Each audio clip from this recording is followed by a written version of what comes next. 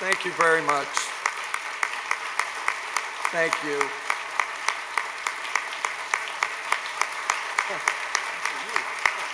Thank you.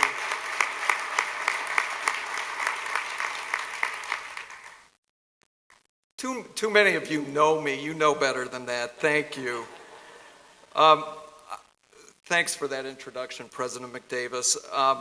I would like to know who thought it was a good idea that I follow the executive director of the Miss Universe pageant. Not a good idea. You know, they said it would be a cold day in hell when I won this award. And just to show that God is fully in control of events, this morning a cold front blows through.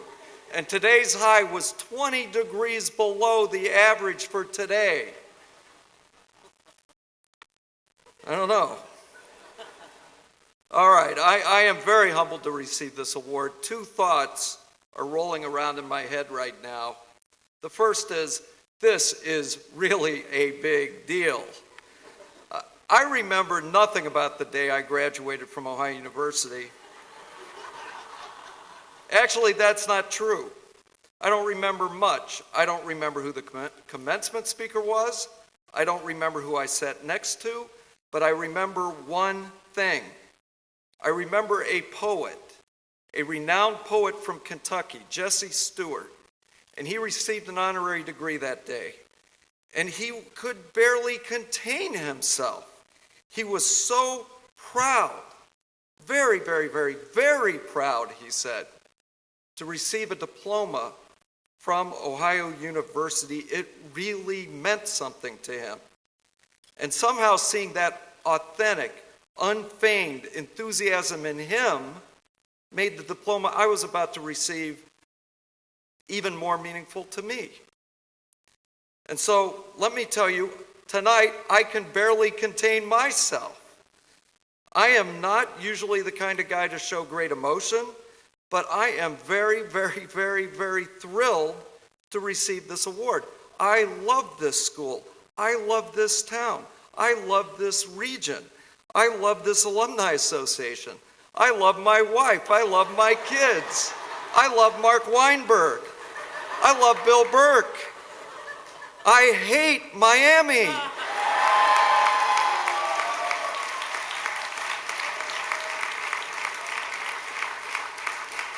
We must destroy them tomorrow.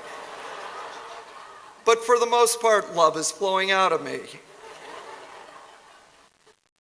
But seriously, this really, really is a meaningful evening for me. I can't hide it, and I want you to know how grateful I am. That's thought one. Thought two, I am way too young for this.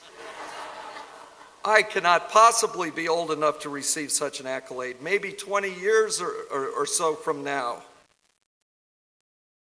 I don't want you to take the award back or anything. I am too happy about getting it. But here, I'm going to try to win this award again 20 years from now.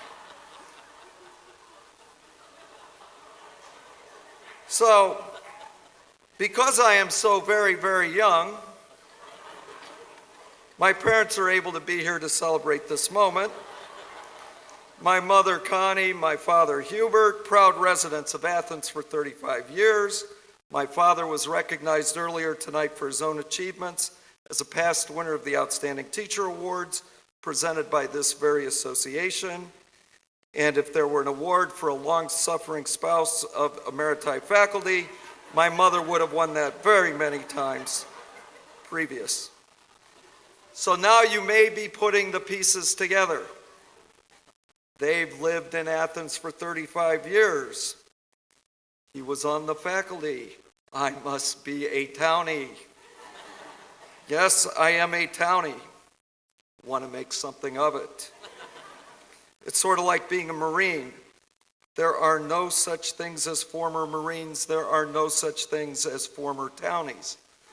John Hazley and Scott Elazar here, they know what I'm talking about.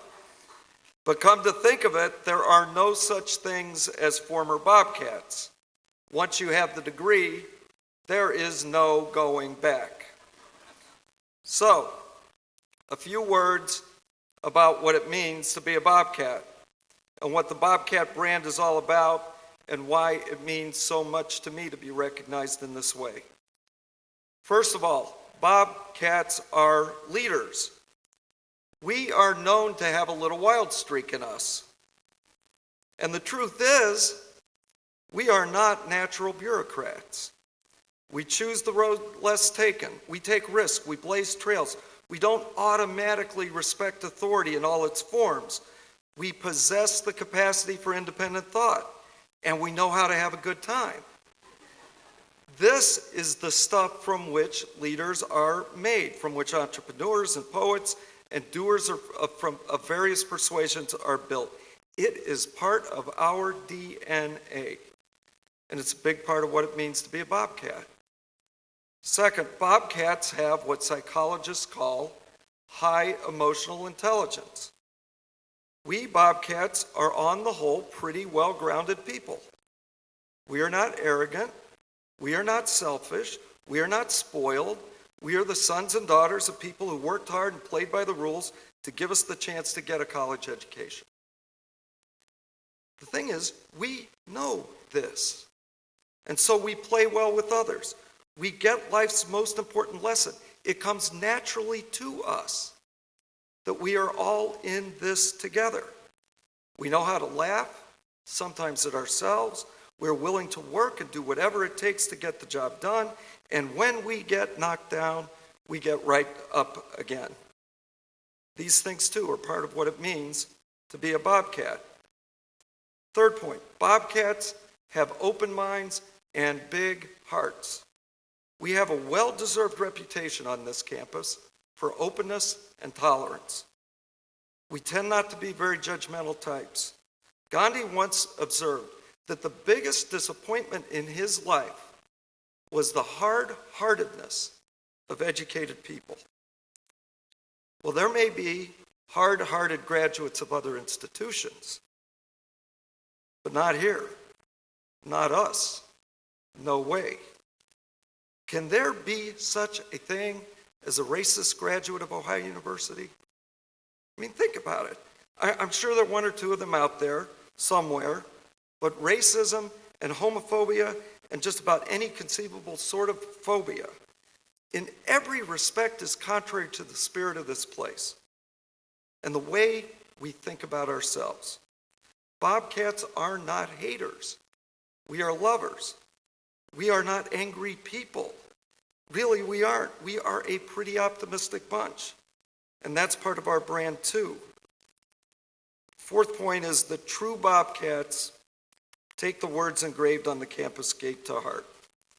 They tell us that religion, morality, and knowledge being necessary for good government and the happiness of mankind, schools and the means of education shall be forever encouraged. This has been our charge. This has been our mandate since our founding. These words always have and always will shape our character. And so what ideal lies at the heart of religion and morality? I think it's an unwavering, unrelenting focus on others. To be dedicated to some person, some principle, some ideal larger than self. Isn't that a big part of what Jesus was trying to tell us? Isn't that the essential message of the great religious teachers from every tradition? That is why year after year, Ohio University is among the nation's leaders in the share of graduates who sign up for the Peace Corps. This, too, is part of our brand. It's in our DNA. It's who we are. So we gather here tonight at a moment of great uncertainty for our state, for our nation. These are difficult times. There are times when people are hitting the reset button, they are re-examining their lives, and guess where they are landing? They are landing where Ohio University has been all along.